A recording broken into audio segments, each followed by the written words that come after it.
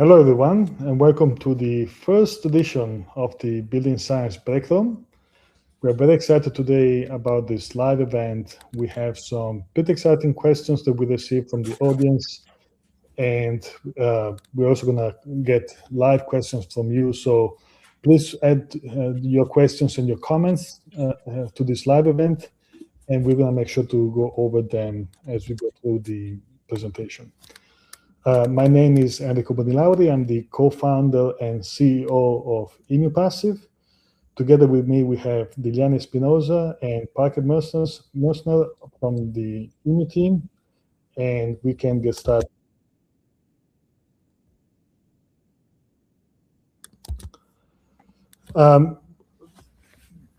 This is a way for us to give some advice for those of you who are working on high-performance projects or are considering high-performance products for your construction projects.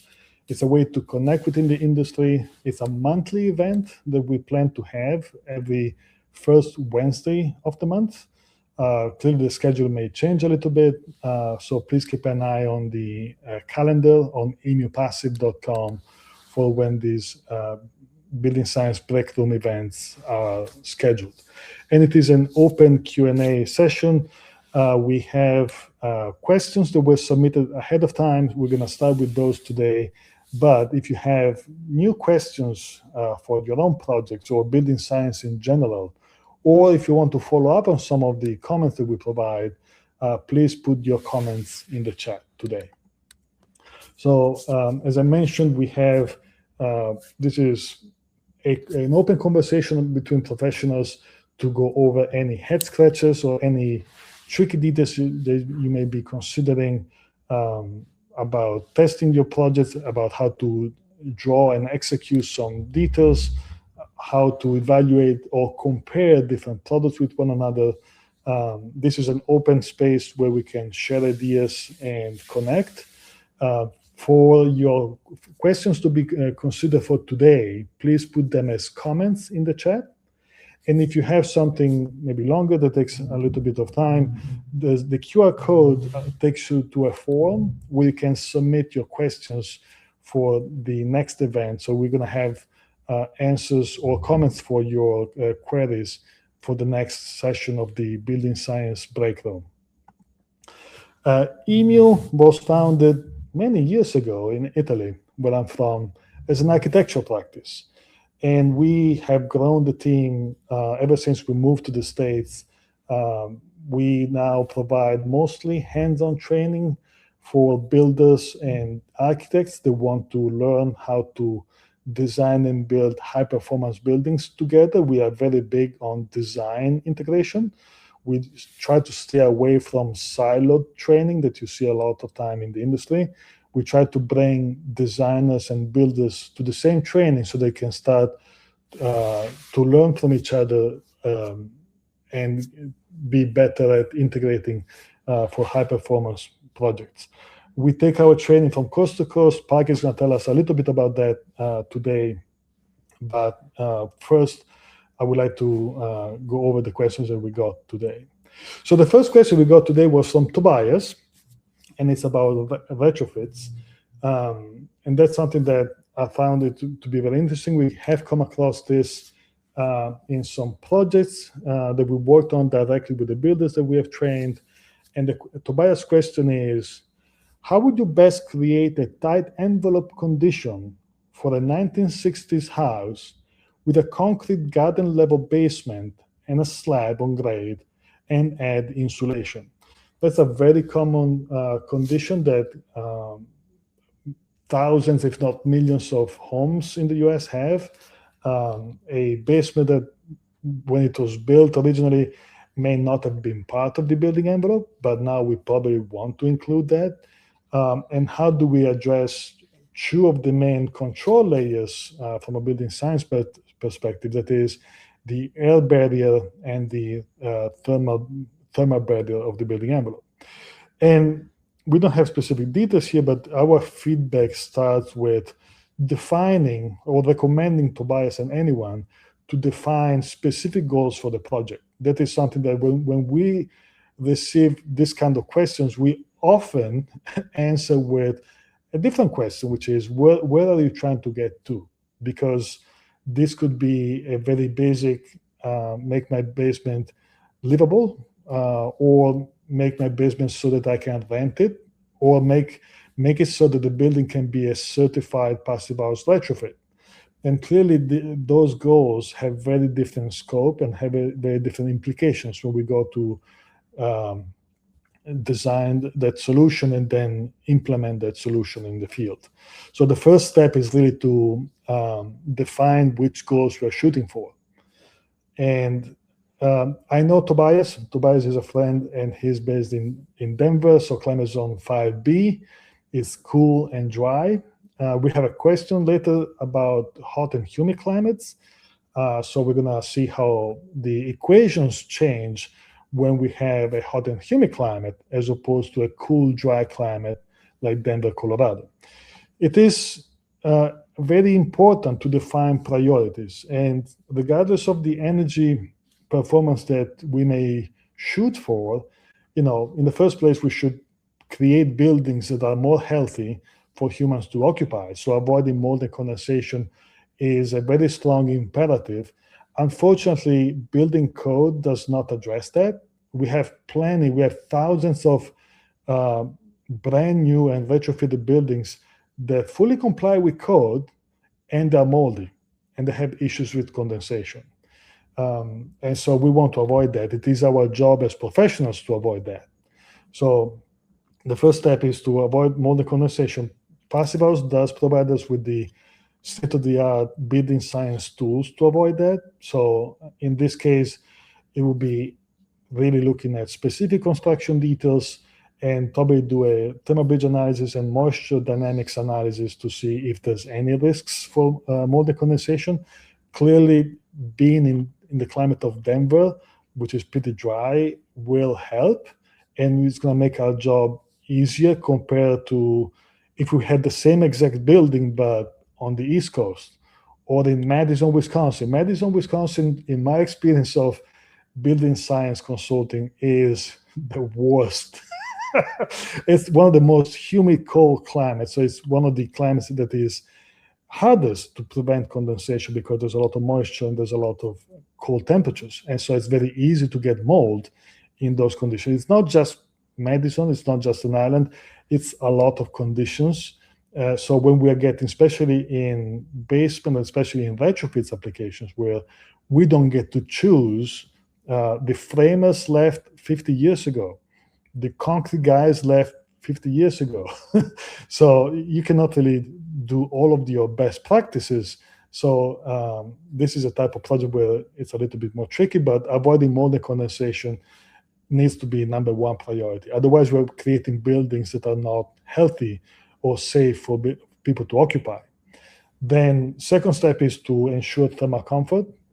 In this case, according to what Tobias is asking for the basement walls as well as the slab, you're probably going to have insulation on inboard of that existing structure. Inboard because it's cheaper than demolishing the slab. You can demolish the slab. It's significantly more expensive, so that is, we don't typically recommend that just out of a cost perspective. And third priority here is to try to match the energy efficiency that you're shooting for to be consistent with the project goals that you defined earlier. So that's why the first step in the process was to define where you're trying to get to, because that is imperative. In order to meet those goals, you cannot meet goals that you don't set, and to avoid spending extra money or missing points if you don't set those goals. So a possible solution for Tobias includes, for the walls, it's very common to insulate inward from the concrete. This can be done. We try to avoid spray foam. Spray foam does not deliver the R per inch value that is declared on the label, and it's not a durable air barrier. So it's really, you're really not getting, in my opinion, what it is advertised. You can have some vapor open insulation inboard of that concrete because you're the air barrier that we typically recommend in this case is a smart vapor retardant membrane inboard of that insulation to work as your continuous air barrier. That is for the walls. So basically fill out a wall inboard of the concrete walls, pack that with insulation, and use a smart vapor retardant membrane as your air barrier. That is pretty typical for basement inboard insulation. We do the same for new basements, but we will also do the same type of structure when we have brownstone retrofit. So you leave the structure as it is and you just work your way inward. And for the slab, it's different because the slab is some place you walk over, you have some structural strength. So for this case, we typically recommend not to demolish the slab because it would be thousands of dollars more expensive to get there. We oftentimes recommend to add insulation over the slab. Even just 1 inch makes a very big difference. It will be across the entire slab.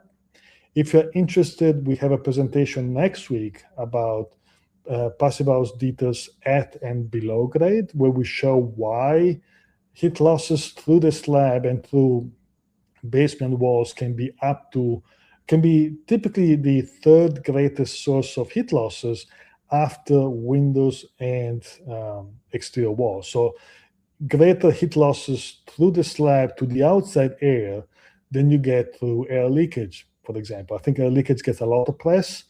I think heat losses through the ground doesn't get as much press, and that is unfair because you get a lot of heat losses through your basement walls and through your slab to the outside air.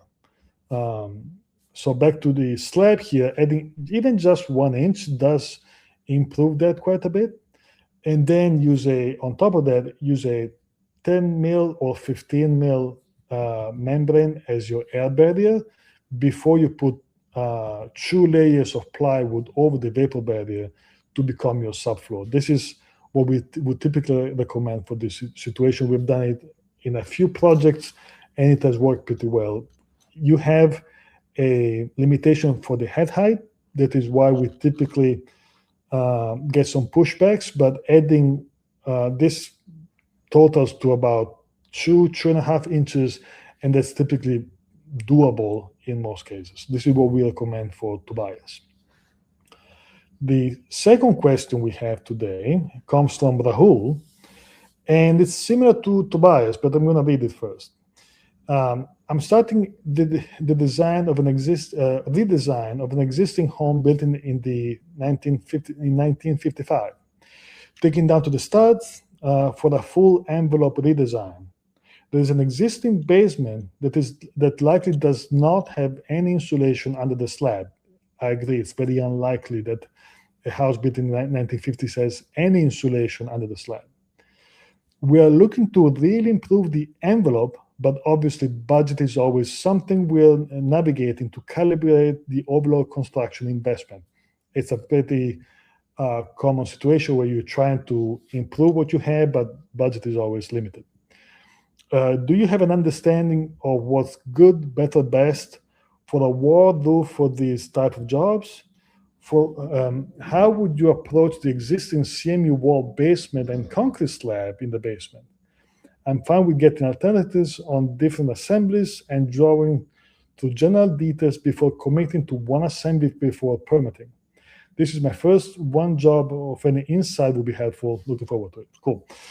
Thank you, Raul. This was a great question. And for the below grade condition, it's very similar to what we saw with Tobias.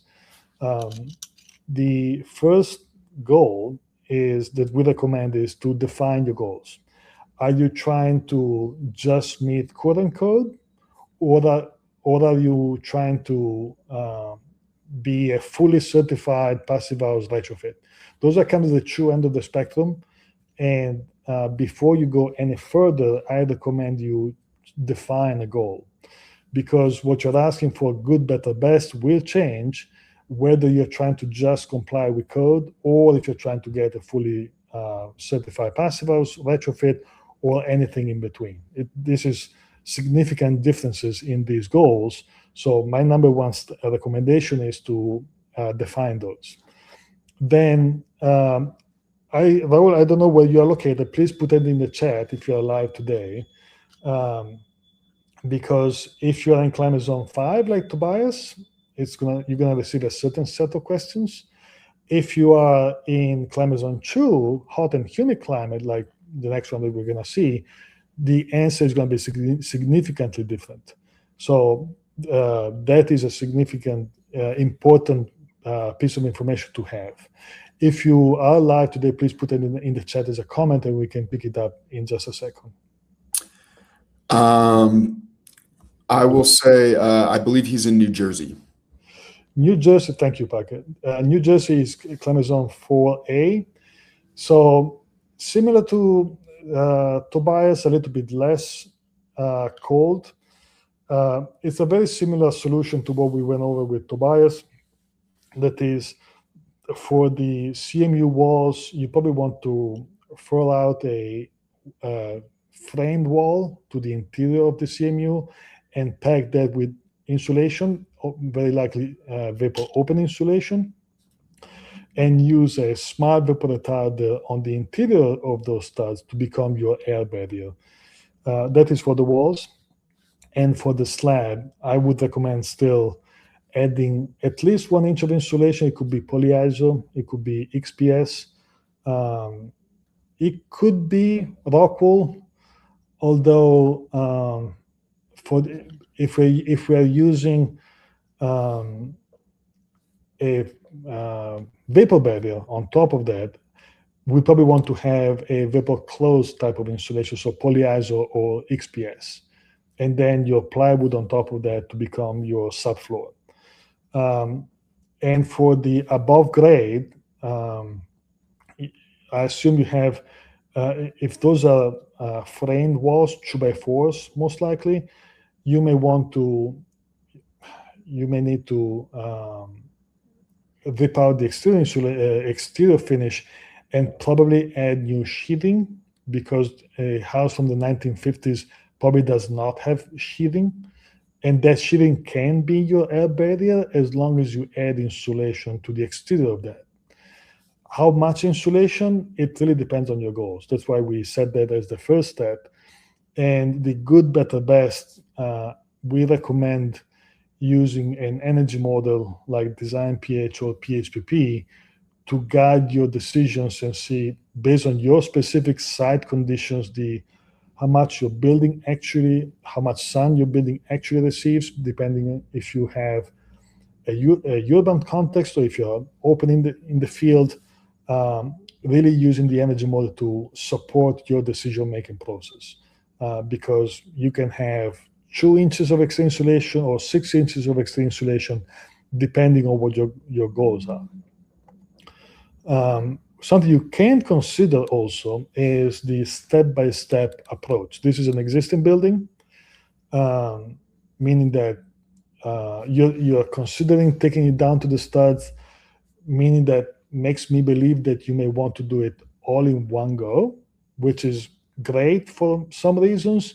It's harder on the budget because it means that you have to front all the costs at once. And that may limit what you're able to do. An alternative to that is to stage your retrofit in different phases and start with the components of the building envelope that need help right now.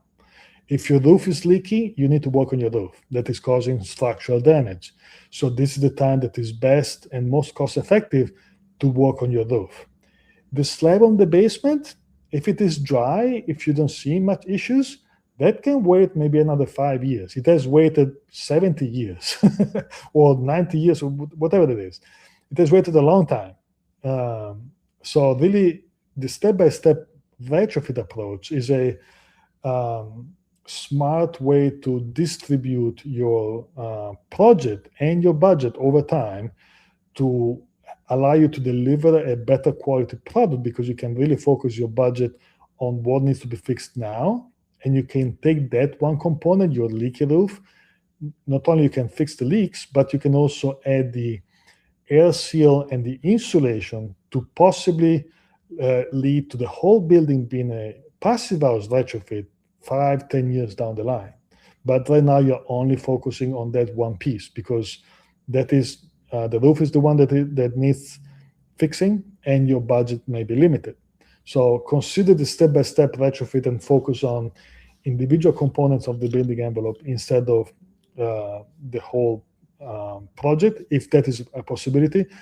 In doing so, if you are actually going for a step-by-step retrofit, you want to have each step mapped out so that you don't end up with mold condensation issues. You don't want to air seal your building and then wait 5 years to put in an ERV. You want to make sure that you have a continuous exchange of fresh air, either through the building being leaky or by actively providing that with an ERV. So that needs to be mapped out consciously, but it is definitely a viable options if you're able to distribute your retrofit over time. That will help with your budgeting for sure. And it looks like Raul said in the comments they're going to do it all at once. Okay. Yeah. That's understandable. Yeah. And that means that back to the good, better, best question, do you have, Raul, an energy model to support your decisions? He's a CPHC. Cool. Then I would I would build a model in Design PH and from there export to PHPP and do the variance sheet to do your own good, better, best and see what fits your budget. And that really allows you to assess how much the better window package can improve your building performance as opposed to the slab in the basement or the extra inch of insulation in the exterior walls. Just really rely on the energy model. If you're going with fuse, Woofy is good in helping through. I don't think it has as a robust structure as PHPP does in comparing variables, but my point is to try to have some analytical data from an energy model to help you make these kind of decisions. Otherwise, I can tell you, 2.5 inches of exterior insulation, that's great, and I'm just pulling those numbers out of my butt because I don't actually know your building. So that is my recommendation on how to make those good, better, best decisions. Then switching to a different topic, Nidhi was asking about strategies for hot, humid climates, and that is it's a very cool question because there's a lot of conversation about building science in climate zone 5, middle of the road kind of climates. There is a myth that passive house does not work in hot, humid climates, which is not true. And this conversation is not just about passive house, but we see passive house as a very high level quality benchmark for a lot of the comments we make. So that is where we kind of go back to naturally. And we have a fair amount of experience in hot and humid climates. So the first place, again, try to define the project goals. It sounds repetitive, and it is, but really, that is the first step of any project. If you're in a retrofit, if you're a new construction, if you have a high-rise or an ADU, tiny home, or a van, I don't care. I think defining those goals, and the sooner you get those goals black and white on paper or computer, the faster you're going to move to more concrete solutions. So it's a first step to move away from just a generic thought of ideas and start making actionable decisions. So when I think about hot and humid climates, I think of climate zone 2A in the US. Like Austin, Texas, where I'm right now, it can be most of Florida, excluding Miami, Georgia, Alabama, Louisiana. So pretty hot, pretty humid. And the wild building science is all the same. It's all the same principles and concepts. the practical solutions and results we implement in climate zone 2 are very different from what we do in climate zone 5, or that is Denver, or climate zone 4, that is New Jersey, or elsewhere. So air sealing is crucial because one of the main issues with hot and humid climate is not the hot, it's the humid. And the humid, the hot, the sensible heat, we can add insulation, we can add overhangs to keep the sun away from our glazing.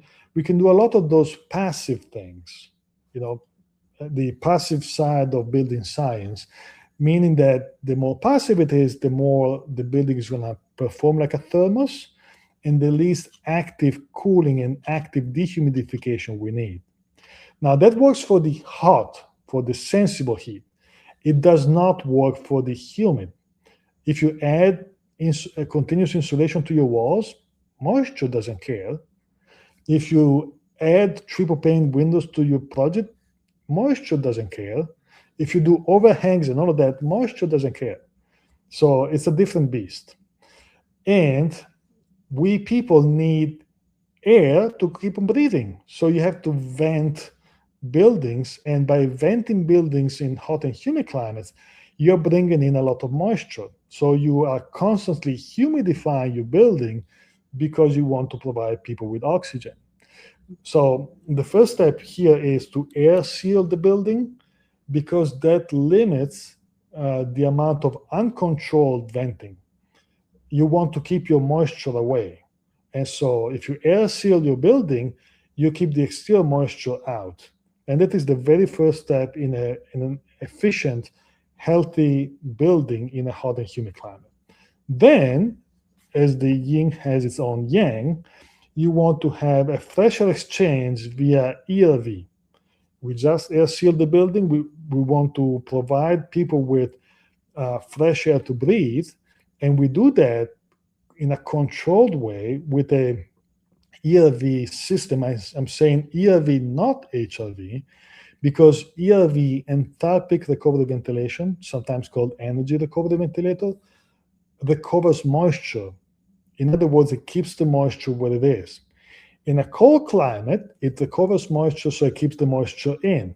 In wintertime, that's pretty nice because a building can be very dry in a cold climate.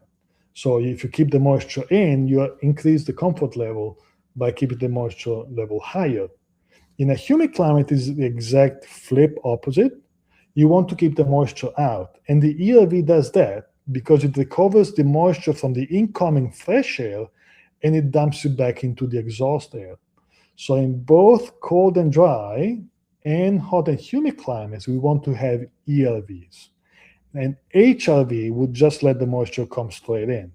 And so in choosing the ERV, we allow for a higher indoor air quality level because we're providing filtered fresh air, but we're also minimizing the amount of active dehumidification we need, because on one side we have air sealed the envelope, we are keeping the moisture out, and the ERV allows us to bring in fresh air, which we need for people, but it passively removes some of the moisture coming in. So this is the yin and yang for the hot and humid climates. We have a presentation coming up in July about strategies for hot and humid climates. And in that presentation, we compare what if we add thermal mass? What if we air seal the building? What if we add triple pane windows? So in that presentation in July, you're going to find that on our website. We compare all of those strategies and see which ones are most impactful. That is done on a multifamily building, but the same would apply to commercial buildings, institutional buildings, and of course, single-family home buildings. So these are the two main strategies that we have for hot and humid climates. And one big question mark for climate zone 2A is whether or not we want to insulate under the slab. That is a question that happens all the time. I was here in Austin, Texas yesterday at a great presentation, highly recommend, the Humid Climate Conference. And in the chit chat after the conference with the beer, the question about do we need to insulate under the slab came up a few times. And if you don't know, if we're just here sitting on LinkedIn on a Wednesday morning, like, does it make sense? Does it not? I don't know. Always go back to the goals that you have for the project and have an energy model to support your ideas. Because ideas and theories are great, but if we believe in science, the energy model provides us with a dependable way to predict how the building is going to perform in the future once it's built. We have the ability to predict that with accurate energy models like PHPP. And so with regards to this question, do I need to insulate under my slab or not? We are talking about climate zone 2A hot humid climate. So we have established that. And if the goal is to reduce cooling and heating demand, then what we have found is that the real answer is it depends on what your design temperature is for cooling. Meaning that if you assume your building is going to be a passive house, whether PHI or fuse, both PHI and fuse assume a set point temperature of 77 degrees. And if you stick to just that one goal, then in many projects that we have worked on in the south of the US, we have seen that you can remove insulation from under the slab and have a slab without any insulation. And that will be the most optimal solution to reduce both heating and cooling, with the goal to cool the building down to 77 degrees in the summertime. But if you're trying to cool the building down further to, say, 72 degrees, then climate zone 2A is too hot. And you may get you may get heat gains from the soil up into your building through your slab, because your soil, your ground, is warmer than 72 in climate zone 2A. And so in that case, you would want to have insulation under the slab. It is the same climate zone, it's different goals, either 77 degrees set point temperature or 72. So that we have found to be a very significant difference. And so this is really where, first step, you have to define your goals. And with those goals in mind, this is if you're doing consulting for a client, if you're doing consulting for a project, these goals need to be very clearly specified, including the design temperature. Because for a hot, humid climate, that design temperature is going to make a very big difference in making this decision. Now, Neil, if you're live, please put your questions in the chat. Anyone has more questions about this or any other topics, please put those in the chat. But this was our response for the strategies for hot, humid climates. Now, we are about to go live with the Q&A. Before we get there, please keep in mind that we are planning on having these Building Science Breakroom events once a month. So please sign up to our newsletter if you want to get updates, so we can stay in touch. We can also stay in touch about the free webinars that I mentioned a couple of times coming up. We have one about the ground next week. We have one about hot and humid climates coming up in July, and there's more to come in between. So if you go to emupassive.com, or if you sign up to our newsletter with this QR code, you're going to see all of the free webinars that we have coming up. Now, please add your questions to the chat so we can go over them live. And I'm going to stop sharing my screen so we can answer them together. Cool. And I've kind of been watching. There's really just one question outside of kind of the discussion that we've had, Enrico, and this is from Tom White. Mm-hmm. And it said, what's the EMV and cost/SF track record for InterFit retrofits in existing buildings? So cost per square footage track record and the EMV.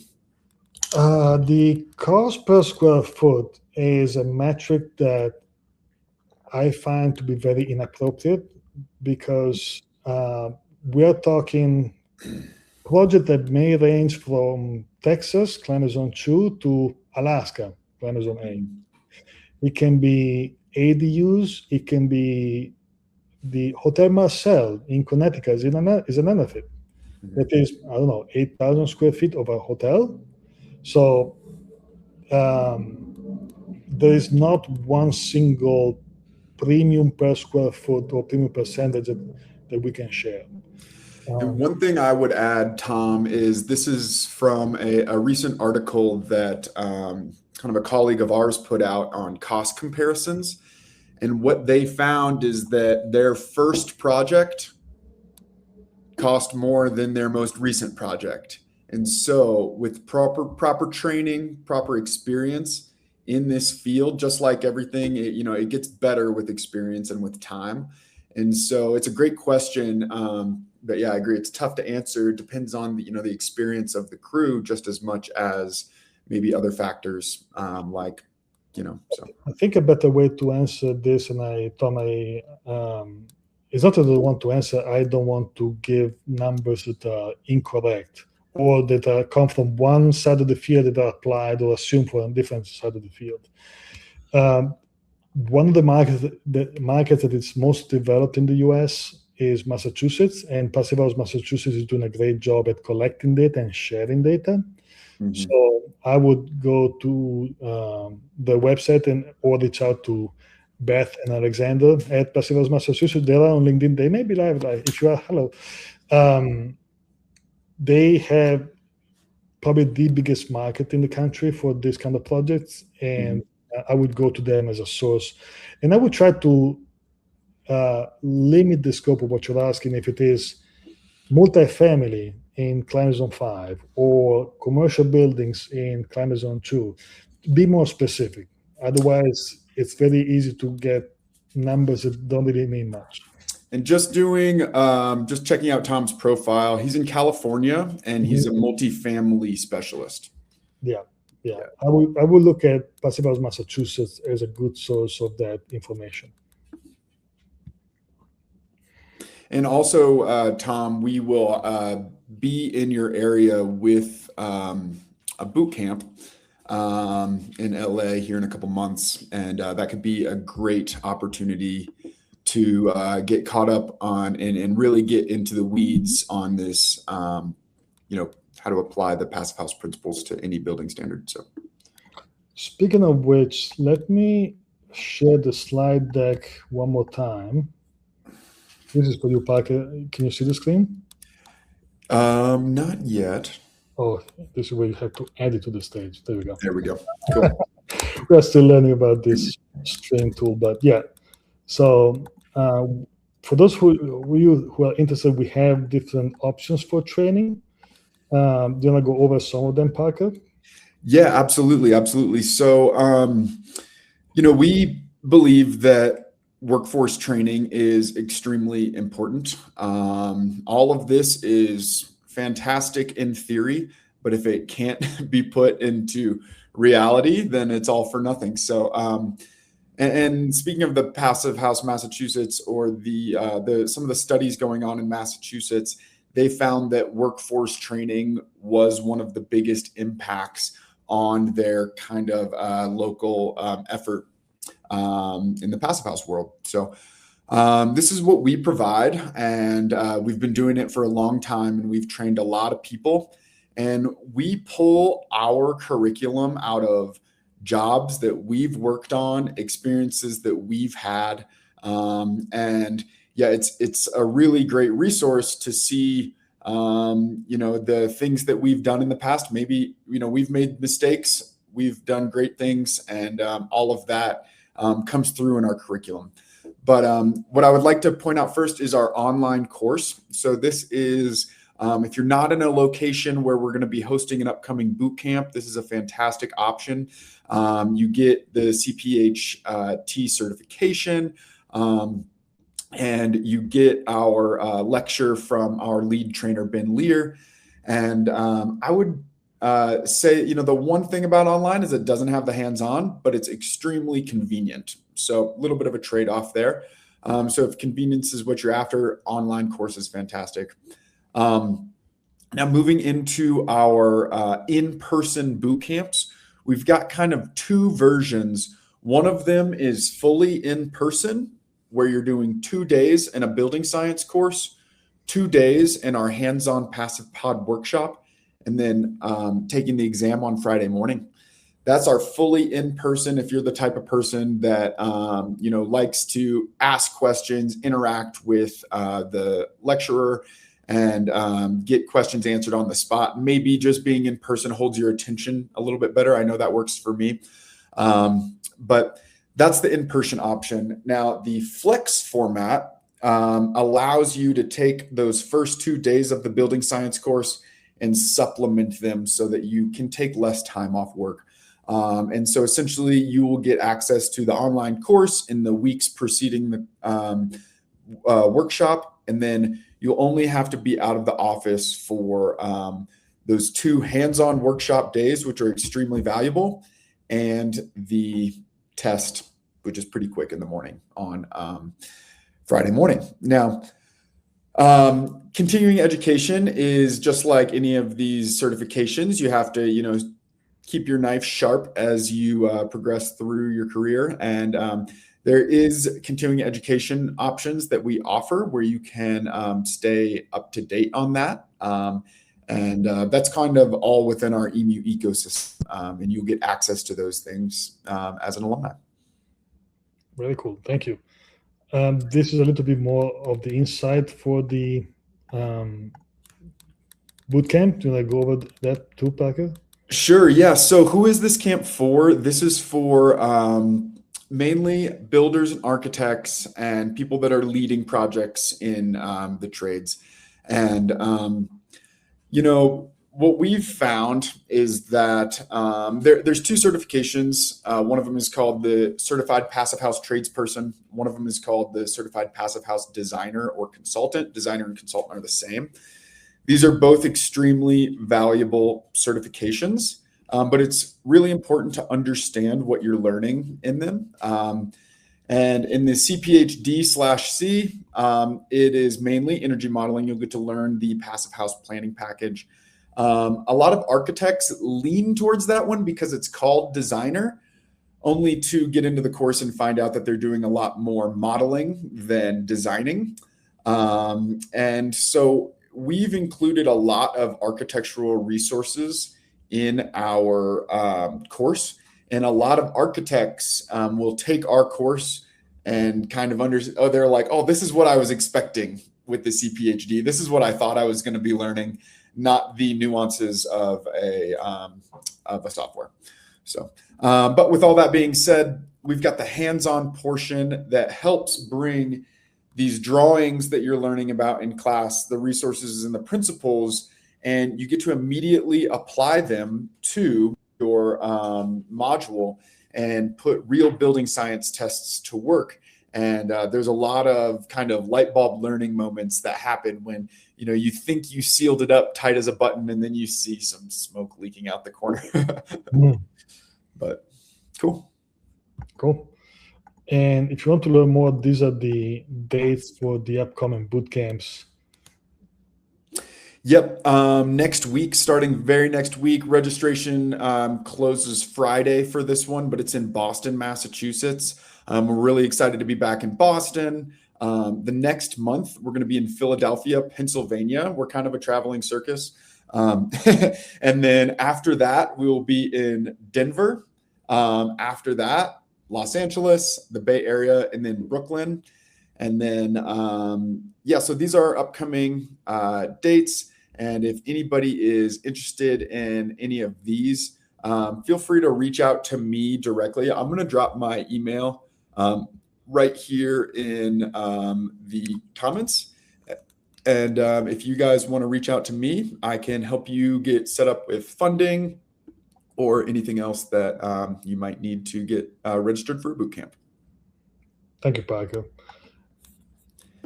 Let's see if we have any more I do see one more question from Tom there. Have you seen any projects in North America with passive shading strategies similar to Stefano Boeri's Bosco Verticale?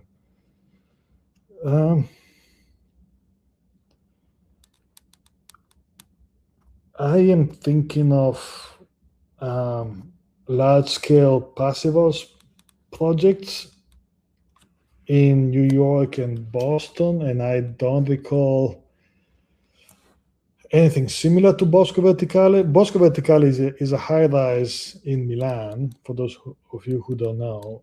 And I think as an architectural concept is pretty cool. From a building science perspective, it's not necessarily very cool because you have a lot of, in my opinion, a lot of cantilevering balconies, which for an efficient building, it means that you have hundreds of thousands of linear feet of thermal bridges to be broken. And so that implies a significant increase in the cost of the type of building to be energy efficient or to avoid mold. In fact, one of the webinars that I am currently working on is Passive House for Architects, and it's intended to really go over concept design and how to avoid issues from just choosing or developing a concept that's going to be easier to make efficient in a cost-effective way. If cost is no issue, then there's plenty of great solutions and great products. But if you're trying to make things efficient and cost-effective, that is where it's hard to make a project being efficient and cost-effective if that was not incorporated from the beginning by the project architect. So I have not seen that strategy being implemented well in high-performance projects because of that. It results in thousands of linear feet of pretty significant thermal bridges.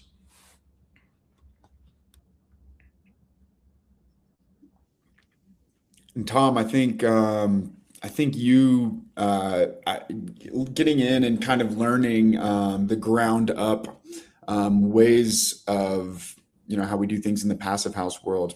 I think with that question about the Bosco Verticale, I think you would really enjoy the course. So.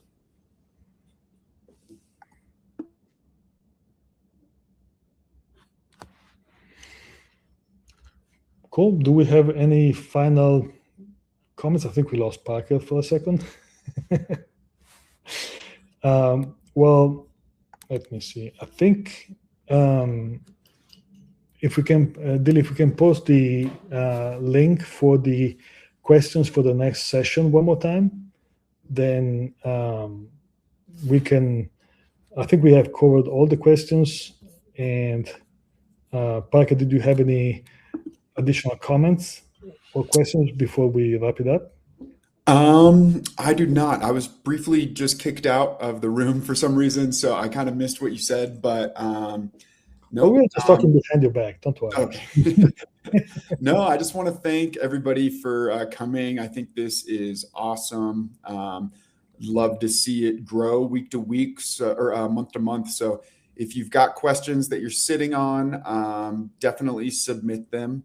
And I'm excited to do this again. Awesome. Thank you all. Thank you for being here. And we look forward to the next one. Keep an eye on our newsletter and our events to see when it's going to be. And in the meantime, you can submit your questions for the next live Q&A session. Thank you all for being here.